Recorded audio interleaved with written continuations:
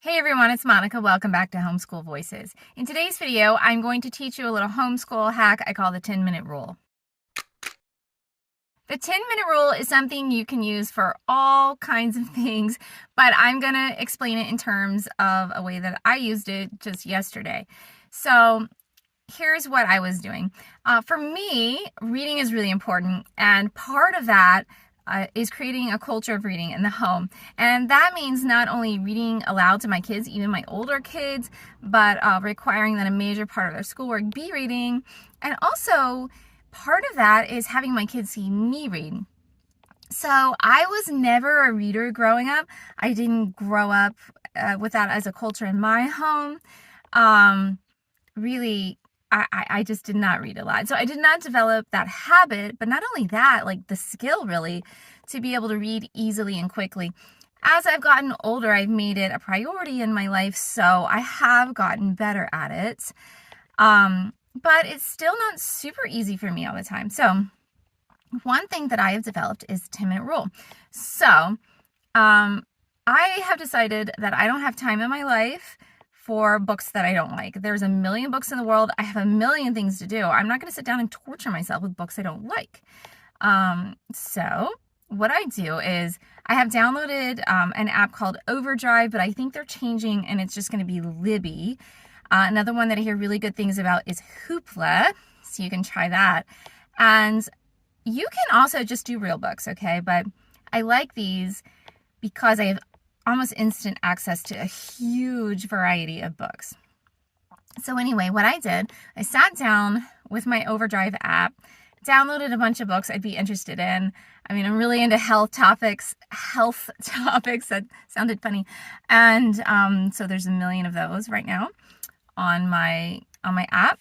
And literally just sit down for 10 minutes and read the one that you think will be good. You know, look at several of the books, like open them, read them a little bit, pick one and sit down with it for 10 minutes. If that book, at the end of 10 minutes, if you're like, yay, I'm done, or like, that was painful, then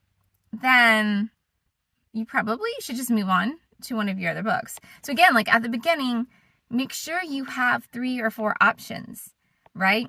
Read for 10 minutes. Now, if it's a good book, what's going to happen when that timer goes off? And you should set a timer, right? And don't hold yourself to read any more than 10 minutes. You know, if you really want to stop at 10, that's fine. You've accomplished something.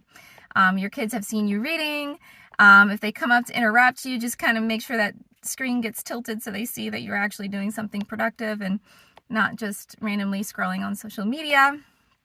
But what's going to happen if you like that book is that you're going to be a little frustrated when that timer goes off. You're going to want to keep reading, and it's kind of cool.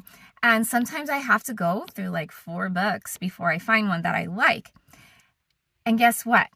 Your kids are the same way. This is why I always speak out against curriculums. I don't like them. I just feel like we only have so much time in our life, really. Our kids have so much time in their childhood. There's a million books in the world. Why would we spend time reading awful ones and boring ones and ones that make us hate reading and hate learning? And so it's the same for us. So try the 10-minute rule. You can apply this to anything, actually. You can apply it to doing anything that you're dreading or you're putting off or you're procrastinating with, like, you know, cleaning the kitchen. Maybe you just, you don't want to clean the kitchen, but you just say, you know what, I'm going to go in there for 10 minutes. And guess what? Maybe you only spend 10 minutes in there, or maybe you end up spending 13 just to finish up. But you will feel good. Like if you just put 10 minutes towards reading or towards paying the bills or towards doing the dishes, you're going to find like you're going to get a lot done. But the trick is you really have to, it's not some way of just like fooling yourself into doing an hour's worth of work. Like you might just do 10 minutes and that'll have to be okay. And then just move on to something else. But if you have any tips or ideas for how to create a culture of reading in your home, can you please share them with me in the comments below? Because I really want to hear your ideas and what you have to say. If you like this video, please click thumbs up.